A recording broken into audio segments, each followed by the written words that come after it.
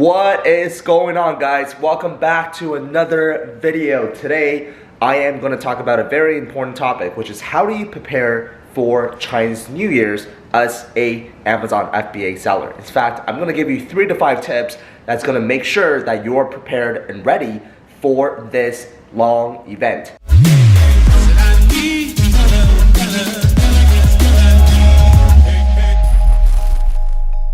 I mean, look at today. What an absolutely gorgeous day.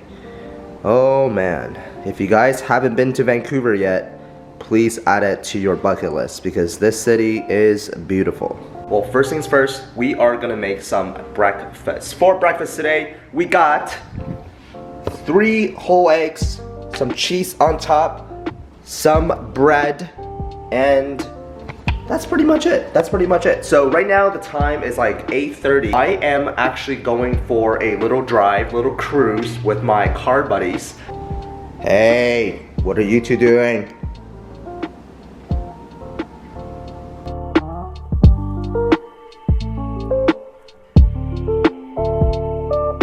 Alright guys, breakfast is served. Hey, you two.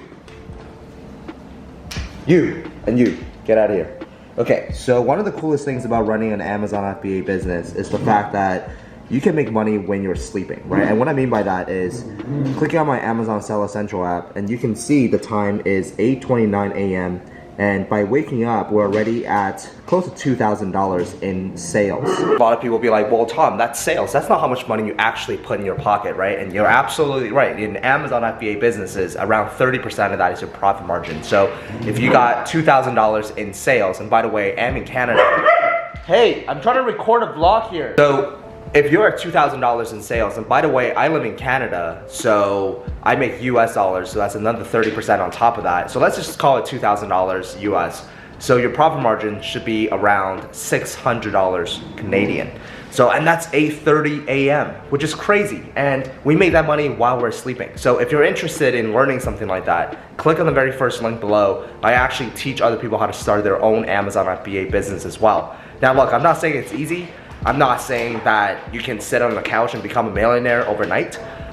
It's gonna take work, it's gonna take dedication.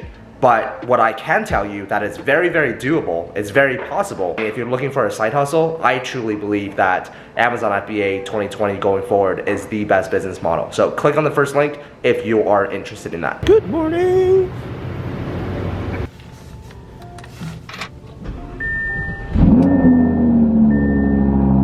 What a lineup. Woo! We got the Evo.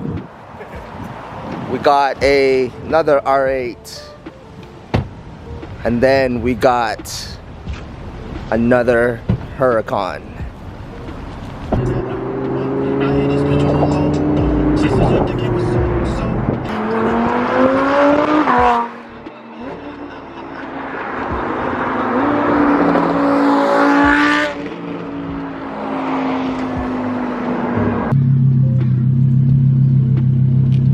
Just came back home, wonderful drive this morning with the crew. Now, one thing I want to let you guys know, I'm sure you guys heard like the rich gets richer or whatever that means.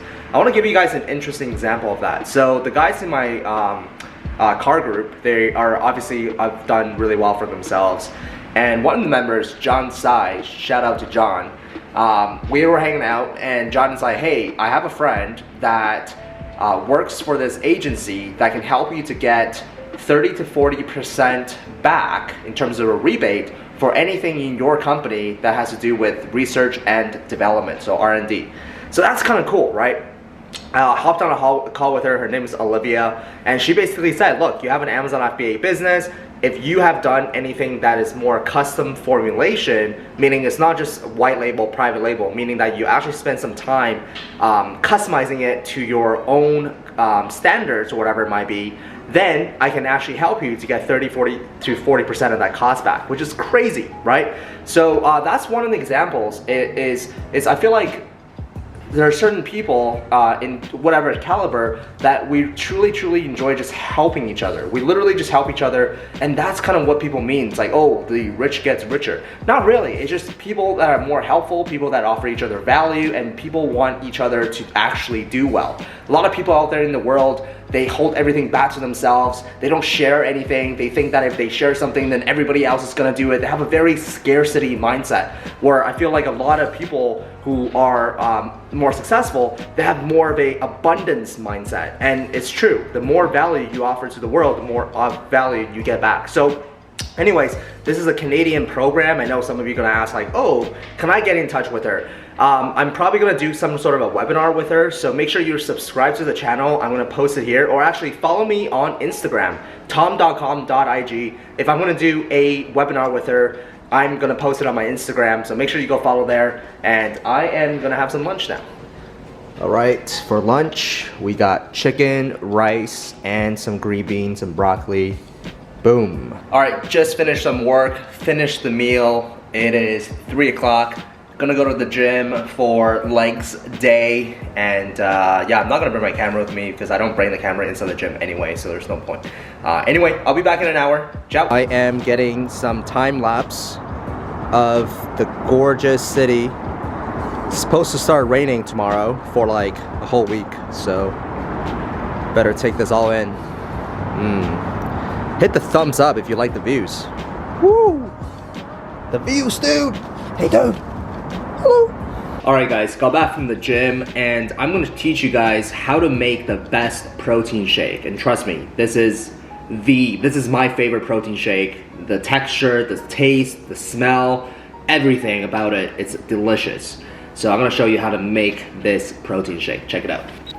Obviously, boom, you need some protein. Then, I like almond milk. Now, you don't want to put the protein in first. You actually want to put the almond milk in first. So, good, half of the jar. Then we want to open this.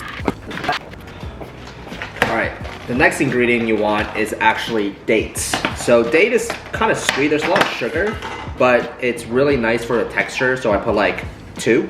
It gives like a really chewy flavor, which I really like.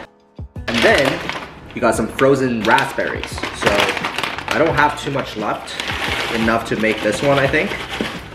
We got one more ingredient, but I'm not too sure if you can actually even fit it in here because this is pretty full, but probably gonna spill. But oh, I forgot one more thing, the most important thing. How can I forget? Oh my goodness.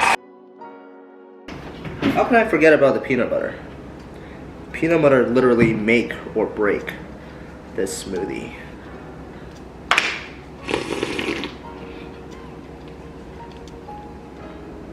So good, so good. Try it, guys. I'm serious. This is the best protein shake you can make. I love this flavor, everything about it, amazing. Alright guys, so let's talk about why you guys are here at the first place, which is how do you plan for Chinese New Year's as a Amazon FBA seller? So this is my 3rd year of selling on Amazon, so we went through this quite a bit. So I'm gonna share that experience with you, but I'm gonna give a big shout out to my operations manager, Lucinda, for actually helping me out with this. So Lucinda, if you're watching this, thank you. Now, I might be reading some stuff off the notes here because there's a lot of dates, a lot of important things, so don't mind me when I'm not making eye contact with all of you. So look, Chinese New Year 2021 actually begins on the 12th of February, and the celebration lasts for 2 weeks, about 15 days, so it ends on February 26th. Now mark that date in your calendar, or those dates, 12th to the 26th. And most of the factories, in fact all of the factories, are shut down during this time. This is the biggest celebration in China. A lot of these workers from factories actually go back to their hometowns and whatnot, and yeah, no one's actually working, right? So a lot of disruptions can actually happen anywhere between 4 to 5 weeks, up to even 3 months until the factories are reaching their full capacity again. So planning is everything.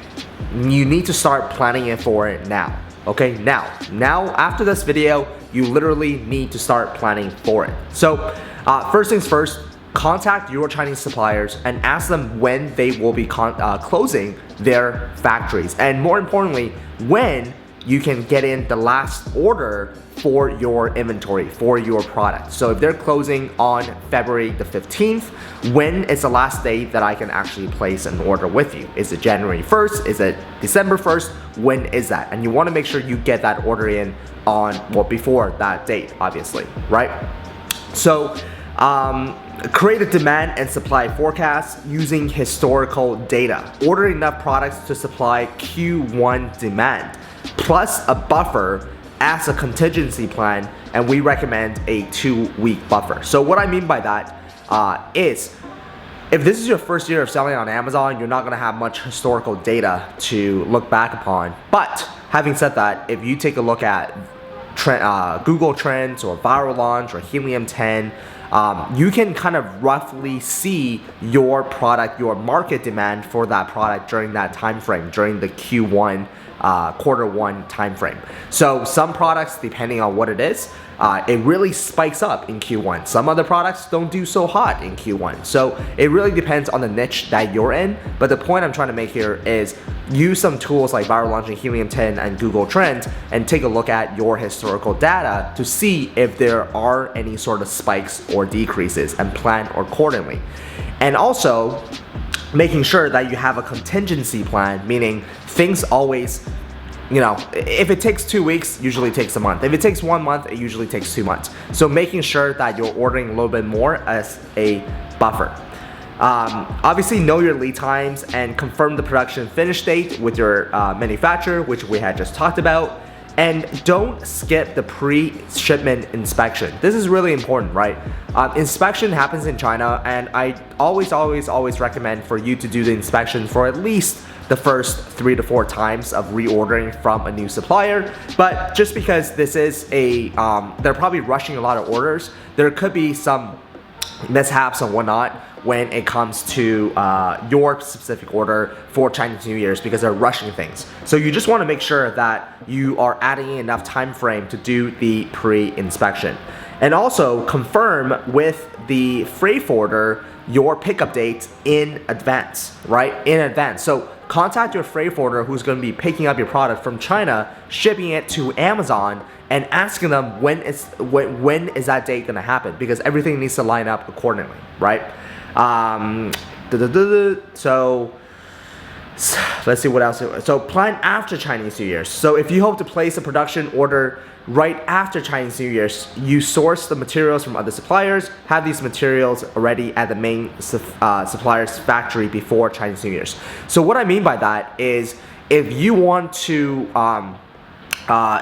place a production order right after Chinese New Year, so let's say your factory comes back to work on February the 25th, and you want to place an order right away. Well, you want to actually make sure that they have everything they need on their end to start producing your order. For some of our products, we got our packaging supplier from one manufacturer, we got our product supplier from one manufacturer, and our bottle supplier from one manufacturer. So for one product, there are like 3 different suppliers. If you want to place an order right after they get back from Chinese New Year's, all those different things must be in your main supplier's factory so that they can actually get started working on it right away. So that's something to think about as well.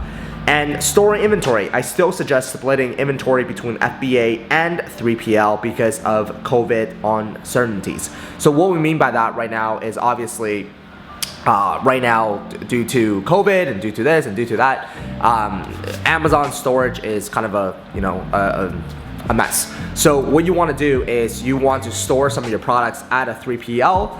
That way, if Amazon's warehouse ever shut down or whatever it might be, then at least you can switch your listing from FBA to FBM right away, and you can still have some inventory available to for sale. So anyways, that is pretty much it, guys. If you enjoyed this video, please give this a thumbs up. Let me know how you like this type of I guess vlog, in the sense that I add a little bit of vlog, I add a little bit of education, try to do, again, as much content for you guys as possible. I really enjoy it, and yeah, let me know in the comment section if you guys have any questions.